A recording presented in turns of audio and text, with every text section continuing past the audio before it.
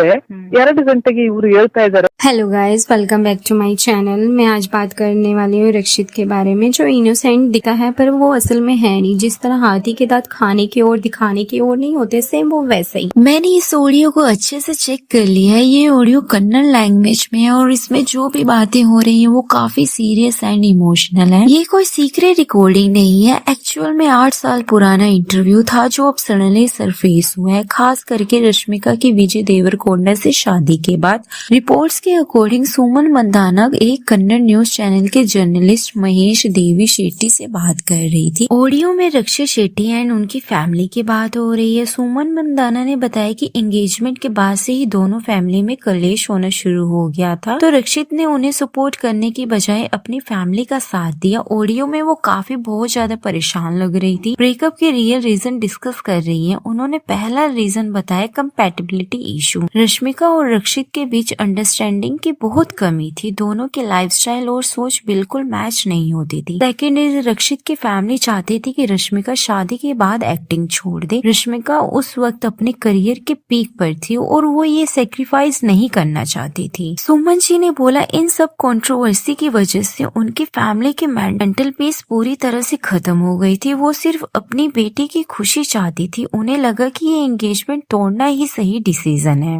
Audio में वो बोल रहे हैं कि एक बार रात के 2 बजे रक्षित और उनके मैनेजर ने हैदराबाद में शूटिंग कर रही रश्मिका को कॉल किया और फोर्स किया कि वो तुरंत बेंगलोर आए उनसे मिलने के लिए। सुमन जी का पॉइंट था कि इतनी रात को मेरी बेटी रोड पे कैसे आएगी, कुछ हो गया तो तुम तो खुशी खुशी दूसरी लड़की ढूंढ लोगे। रश्मिका की सेफ्टी की टेंशन ही नहीं है। भाई कैसा आदमी था, रात में कुत्ते पीछे पड़ जाएंगे, भूत अलग से पीछे पड़ेंगे। रक्षित की फैमिली चाहती थी सुमन जी उनसे माफी मांगे किसी पुरानी बहस के लिए। सुमन जी को यहाँ पर रक्षित का सपोर्ट चाहिए था। रक्षित अपनी फैमिली को समझाए कि सुमन जी की कोई गलती नहीं है, पर रक्षित चुप रहे। इसलिए सुमन जी ने इस ऑडियो में बोला है कि व्हाई शुड आई से सॉरी फॉर नो रीजन। जब गीता गोविंदन का किसिंग सीन लीक हुआ तो रक्षित ने राज पर प्रेशर डाला कि वो ट्वीट करे कि वो फिल्म इंडस्ट्री छोड़ रही है। एंड जब फाइनली ब्रेकअप हुआ तो राज को विलन बना दिया गया। सुमन जी को दुख था कि रक्षित ने उस वक्त तो खुलकर सपोर्ट नहीं किया, ट्रोल्स को नहीं रोका। रक्षित ने विक्टिम कार्ड बनकर रैश को अकेले छोड़ दिया ट्रोल होने के लिए, जबकि ब्रेकअप का डिसीजन दोनों फैमिली ने मिलकर लिया था। सुमन जी ने भी यह ऑडियो में बोला है, अच्छा हुआ मेरी बेटी का ब्रेकअप हो गया, मेरी बेटी की लाइफ बच गई। सुमन जी के अकॉर्डिंग रक्षित के इनोसेंट इमेज के पीछे काफी कंट्रोल करने वाली पर्सनैलिटी थी। सही पकड़े हो आंटी जी, हाथी के दांत खाने के और दिखाने के और। उनकी मम्मी ने बताया कि उन्होंने इस रिश्ते के लिए यहाँ कह दी थी, भले ही रश्मिका सिर्फ 21 साल की थी और वो एक्टर 35 साल का, लेकिन वो छोटी छोटी बातों पर उनके घर में तमाशा खड़ा कर देता था। बाहर घर के तमाशा खड़े करने के लिए आ जाता था और हमेशा रश्मिका को कंट्रोल करने की कोशिश करता था।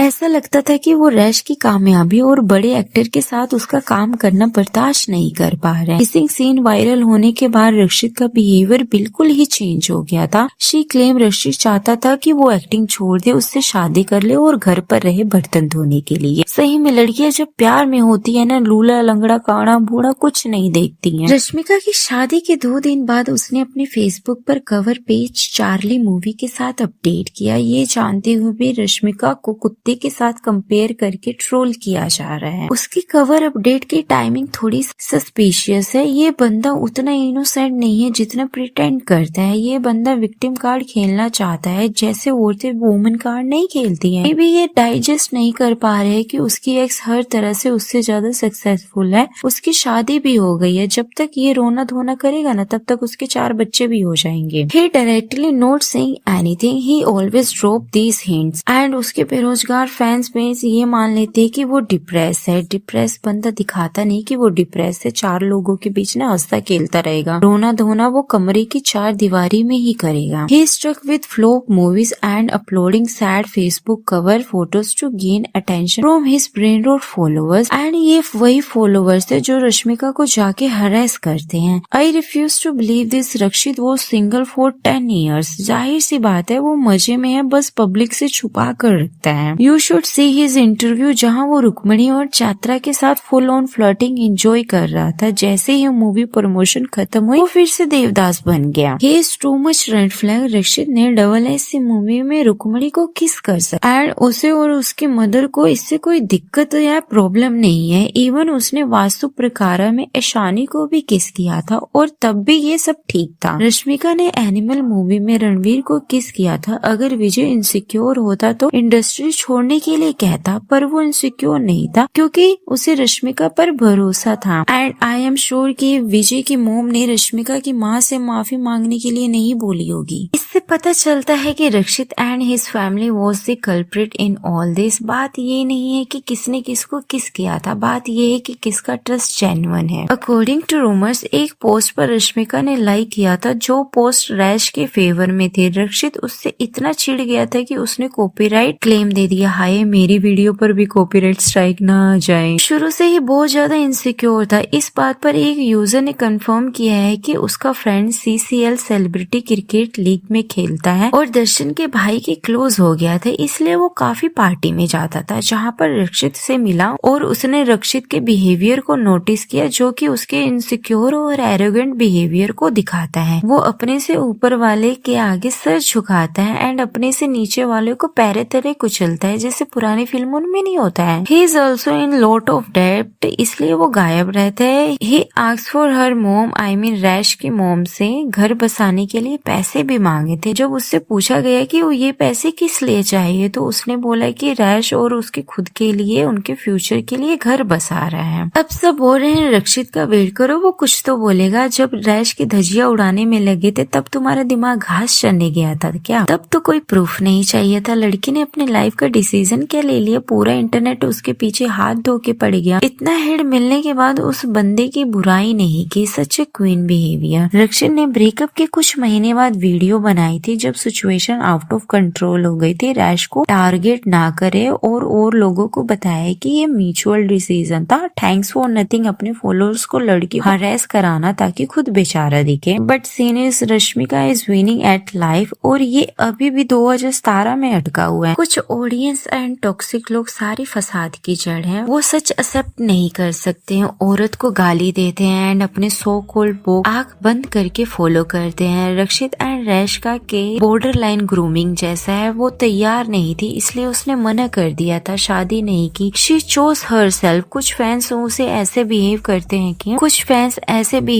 हैं कि उसने कोई पाप कर दिया एंड बहुत ज्यादा हेट किया। कहते हैं कि वो अपने रूट्स भूल गई हैं। जब तुम्हारी रूट्स तुम्हें वर्बली अब्यूज करे, पब्लिकली ह्यूमिलेट करे तो तुम्हें क्या करना चाहिए? भूलना ही तो बेटर है। ऐसे टॉक्सिक रूट्स किसको चाहिए? तुम्हें चाहिए क्या? अगर उस बंदे में थोड़ी सी भी सेल्फ रिस्पेक्ट होती तो वो अपने फैंस को तुरंत क्लियर कर देता, पर नहीं। उसे तो विक्टिम कार्ड खेलने में मजा आता है। लोग अभी भी पुरानी बात पर रो रहे हैं। Imagine being that obsess with your x. Rent free रह रही है उसके दिमाग में। अकॉर्डिंग टू सोर्स रक्षित अब कर्जे में है। उसने अपना घर एंड ऑफिस भी बेच दिया है। उसका परमवार स्टूडियो भी बंद है। उसकी किरिक पार्टी एक बहुत बड़ी सक्सेस थी। उसने GBSM से भी काफी अच्छे पैसे कमाए थे क्योंकि वो उसमें पार्टनर था। रक्षित की next movie Avani Shriman Narayan box office पर बुरी तरह से पिट गई थी। पुष्कर ने तो उस पे मनी लॉन्ड्रिंग का भी इल्जाम लगाना शुरू कर दिया था। जो भी मूवी उसने अपने असिस्टेंट डायरेक्टर के लिए प्रोड्यूस की थी जैसे इब्बानी, बैचलर पार्टी, भीमसेना, वो सब फ्लॉप थी। सप्तसागर दाची इलो भी फ्लॉप थी पर क्रिटिक्स को बहुत ज्यादा पसंद आई थी। माफ करना अगर मैं गलत नाम ले रही हूँ तो। SSC के सेकंड पार्ट ने भी कोई बिजनेस नहीं किया था। Charlie 777 one of the my fave movie को 5 साल तक बहुत बड़े लेवल पर बनाया गया था। जब उन्हें रियलाइज हुआ कि अगर इसकी मार्केटिंग एंड प्रमोशन सही से नहीं हुई तो ये बुरी तरह पिट सकती है, तो उन्होंने प्रमोशन में बहुत ज्यादा पैसे लगाया था। इससे उन्हें इन्वेस्टमेंट का लगभग 70% ही वापस मिला। बॉक्स ऑफिस पर सिर्फ ये एवरेज हिट थी। रक्षित की टीम नंबर्स बढ़ा चढ़ा के दिखाने के लिए जानी जाती है। रश्मिका को इतना हिट क्यों मिलता है कन्नड़ इंडस्ट्री से? रैश ने एक इंटरव्यू में बोला था कि उसे कन्नड़ ठीक से नहीं आती है, मगर इस आर्टिकल की हेडलाइन ऐसे छप गई जैसे रैश ने कन्नड़ का अपमान किया हो, जो कि सच नहीं था। इसके बाद कुछ लोग ऑनलाइन उसे स्लट शेम करने लगे। ये वही लोग हैं जो अक्सर बोलते हैं हेनु थाई समाना, औरत माँ के बराबर होती है। फैंस को लगा कि एक कन्नड़ बोर्न एक्ट्रेस अपनी ही मातृभाषा को नेग्लेक्ट कर रही है। जब उन्होंने तेलुगु फिल्म जैसे पुष्पा में ज्यादा सक्सेस देखी तो हेटर्स ने उसे वॉनाबी तेलुगु गर्ल कहना शुरू कर दिया। सबसे ज्यादा कंट्रोवर्सी तब हुई जब रैश ने एक इंटरव्यू में अपनी पहली फिल्म किरिक पार्टी के बारे में बात ही नहीं की। किरिक पार्टी के प्रोडक्शन हाउस का नाम लेने की जगह वो हवा में हैंड जेस्चर बना लिया। लोगों को लगा कि ये ऋषभ शेट्टी एंड रक्षित शेट्टी की इंसल्ट है जिन्होंने उसे ब्रेक दिया है। कंतारा मूवी के टाइम रैश ने एक इंटरव्यू में बोला है कि उन्होंने अभी तक वो मूवी देखी नहीं है। कर्नाटक के ऑडियंस को लगा कि वो जानबूझकर अपने पुराने कलीग को इग्नोर कर रही है, जिस वजह से सोशल मीडिया पर उन्हें बैन करने की मांग भी उठी थी। बाद में क्लैरिफाई किया कि वो बहुत ज्यादा बिजी, पर उन्हें मूवी पसंद आई। कुछ रूमर्स ये भी था कि रक्षित इज नॉट रश्मि का फर्स्ट बॉयफ्रेंड। उसने एक लड़के को सिर्फ गाड़ी चलाने के लिए यूज एंड काम मिलने के बाद उसे डंप कर दिया। वो रक्षित के साथ वो बहुत ज्यादा टची थी, उसके आसपास ही रहती थी और उस गीता गोविंद के डायरेक्टर परशुराम रैश को बिल्कुल पसंद नहीं करते, ना ही उन्हें फॉलो करते, भले ही वो फिल्म उनके करियर की सबसे बड़ी हिट रही हो। रैश ने मूवी करने से पहले रिजेक्ट कर दी थी। उसने इसे तब एक्सेप्ट किया जब उसे दोबारा ऑफर मिला, वो भी तब जब अर्जुन रेड्डी पहले ही दिन हिट हो गई थी। डायरेक्टर को रश्मिका का बिहेवियर और मूवी सेट पर विजय के साथ उसका अफेयर बिल्कुल पसंद नहीं आया। ये सच है कि गीता गोविंदन के सेट पर उसका विजय के साथ अफेयर। अब सब त्रिशा से हेट कर रहे हैं, रश्मिका ने ऐसा किया तो वो विक्टिम कैसे बन गई। अगर रश्मिका पुष्पा मूवी में नहीं होती तो विजय उसे डंप कर देता। रैश को पुष्पा इसलिए मिली क्योंकि अल्लू अर्जुन विजय की गर्लफ्रेंड के साथ रोमांस करना चाहता। रूमर्स ये भी है कि अल्लू अर्जुन साइकोलॉजिकल परवर्ट है। ही हेटेड विजय गेटिंग मोर अटेंशन। रूमर्स ये भी था कि रैश ने वेणु स्वामी के साथ मिलकर काला जादू भी किया था। वेणु स्वामी खुद काफी कंट्रोवर्शियल है। वो सेलिब्रिटीज की पर्सनल लाइफ, शादी, डिवोर्स पर प्रेडिक्शन करते हैं। कुछ पुरानी फोटोज एंड वीडियो भी वायरल हुई थी जिसमें रैश का उनके साथ एक स्पेशल पूजा या रिचुअल करते हुए दिखाया गया था। रैश और उनकी टीम ने कभी भी ये